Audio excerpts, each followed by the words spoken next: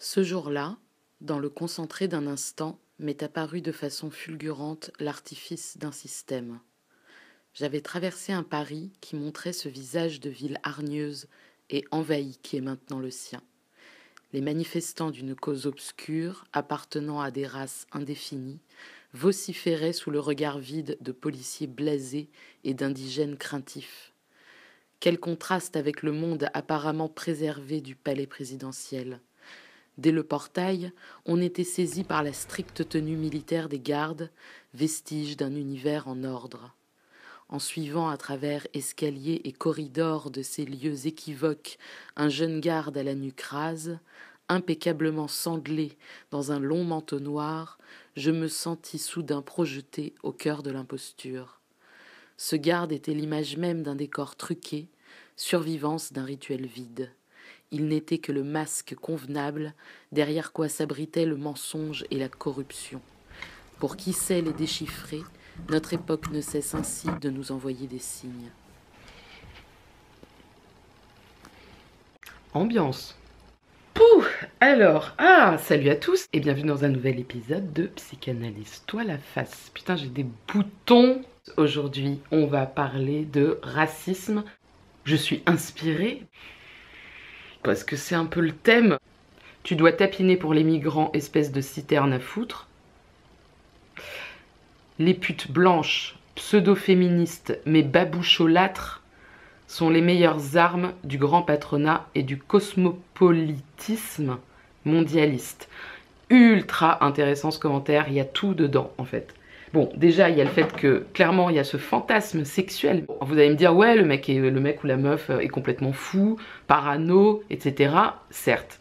Mais quand même, ce que ça vient de dire, et ça rejoint finalement l'extrait que j'ai lu en début de vidéo, c'est la théorie du grand remplacement. Comme ça, on va remplacer les populations blanches par des populations, enfin blanches occidentales, par des populations arabo-musulmanes organisées par l'élite, donc organisées par ce grand autre. Bon, l'élite, on ne sait pas qui c'est, mais c'est l'élite, quoi. Les races indéfinies, ça c'est hyper intéressant comme phrase. Il y a un côté, il y a trop de gens différents, c'est insupportable. Et ça vient vite dire qu'en fait c'est le chaos, qu'il n'y a pas d'ordre, et qu'il faudrait remettre la France en ordre. CF, le slogan de Madame Le Pen. Mais au-delà de ça, on voit bien, c'est la mêlée, quoi. Et qu'est-ce qui va m'arriver dans cette mêlée? Qu'est-ce qui va... Bon, il y en a un qui me disait, j'espère que toi et tes copines blanches, vous allez vous faire violer dans des caves par des islamistes. Et c'est hyper intéressant, ces commentaires. J'accepte de métisser ma culture, quoi. Et ça, c'est insupportable parce qu'en fait, finalement, le souhait ultime, ce serait plutôt, peut-être pour certains, de créer vraiment une civilisation blanche. Enfin, et en plus, ça n'est pas une solution. C'est-à-dire que en plus, c'est un leurre. Mais c'est là où c'est passionnant, en fait, parce que il y a cette illusion aussi de...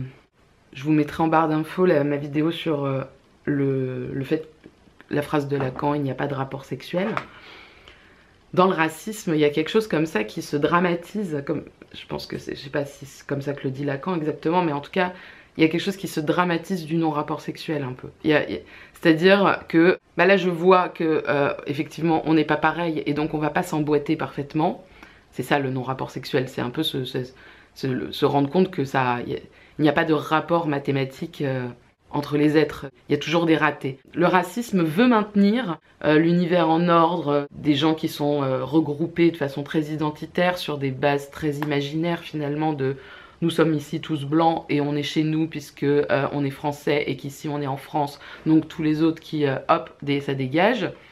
Et c'est marrant parce que ce serait drôle de voir, enfin non, parce qu'il faut pas que ça arrive, mais imaginons juste une seconde que ça se passait, que mettons, voilà, on dégage tout ce qui ne ressemble pas à un français pure souche, si tant est que ça existe. Et en fait, je pense que ce qui se passerait très rapidement, c'est se rendre compte que bah ça n'irait pas. Ça n'irait pas parce que fondamentalement, moi, je suis différente de toi. C'est-à-dire quand les problèmes ne seront pas résolus après l'élimination de certains, il va falloir éliminer d'autres gens. Qui, comme ça, ad vitam aeternam, jusqu'à finalement se retrouver tout seul. Il y a vraiment ce truc d'élimination et on en revient à la haine, c'est-à-dire je me définis par rapport à ce que je hais.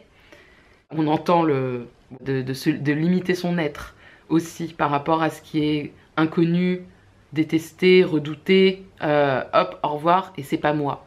Est-ce que tu viens finalement remettre en cause ma manière de jouir? Et j'ai pas envie que tu viennes remettre en cause ma manière de jouir. Ta façon de jouir là, elle est trop différente de la mienne pour qu'elle soit acceptable.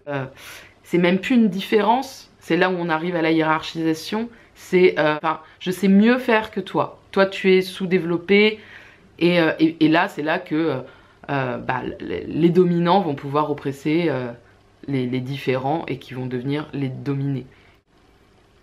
Ouais, moi ce qui me frappe le plus, c'est ce que j'ai appris, que ce soit par la recherche universitaire sur le sujet ou même, et puis du coup maintenant de ce que je repère un peu cliniquement, là par exemple dans les commentaires, c'est que vraiment c'est la composante sexuelle et de viol, d'intrusion et sexualisée quoi. Il y a vraiment ce truc de crainte de la pénétration. Ça s'organise dans le discours de manière assez différente, mais ce qui est assez intéressant, c'est de voir aussi certains arguments de certaines personnes qui vont être de dire presque mais non mais on fait ça pour aussi le bien de nos femmes qui vont pour éviter qu'elles se fassent violer. Mais en fait on voit tout le fantasme, je me dis mais c'est eux qui veulent violer les gens quoi. C'est comme si ça permettait à ce moment-là de projeter sur l'autre, donc sur le barbare, sa propre barbarie en fait. Ouais, sur le plan purement du narcissisme, voilà, je terminerai là-dessus aussi. Sur le plan vraiment narcissique, imaginaire, dans le registre lacanien, c'est-à-dire le miroir, quoi. Ça montre, voilà, s'il y a une différence qu'on peut repérer assez rapidement sur la couleur de peau, sur une façon de s'habiller, etc. C'est comme si d'un coup, c'est aussi sortir de l'illusion que l'image du miroir et moi, c'est la même chose. C'est moi. Alors oui, quand je me regarde dans le miroir, c'est bien moi que je vois, mais ça reste quand même l'image de moi-même. Donc on est de toute façon sur un décalage. Et en revanche, si je côtoie des gens qui sont à peu près habillés de la même façon que moi, même couleur de peau, même... Il y a ce truc, finalement dans le fait de vouloir faire une civilisation aryenne à l'époque, etc., il y a vraiment ce fantasme d'être tous les mêmes, quoi. Je ne fais que me voir, il y a ce fantasme de société uniforme. S'il commence à y avoir des différences plus importantes, il y a vraiment ce truc de... c'est comme si c'était presque une désillusion. Genre, ça me dérange profondément parce que tu es en train en fait, de me dire, par ta présence, que je ne me connais pas moi-même. Il y a un truc comme ça, quoi. Tu viens me rappeler que, de toute façon... mes contours ne sont pas si bien définis que ça, que quand je me regarde dans le miroir, je sais que c'est moi, mais parfois j'ai quand même un doute et parfois... Et c'est quand même... Ça ne reste qu'une image, donc ce n'est pas moi directement, je ne pourrai jamais me voir avec les yeux d'un autre. J'aurai un ressenti, mais je ne peux pas me voir vraiment tel que je suis obligée de me voir dans le miroir. Enfin, mais quand je vois des gens qui me ressemblent, bon, il y a une espèce de connivence de leurre qui peut se mettre en place, qui est vraiment de l'ordre du leurre, d'une forme de duperie, avec des personnes qui ne me ressemblent pas. Je vais sortir de ce leurre. Je suis obligée de te haïr, comme ça moi je reste, je maintiens l'illusion que je suis moi-même dans des contours bien définis. C'est moi. L'autre différent fait aussi se rendre compte qu'on est peu de choses. C'est vraiment ça. Je ne veux pas voir quelqu'un qui ne me plaît pas parce que ça risquerait de contaminer l'image que j'ai de moi-même aussi.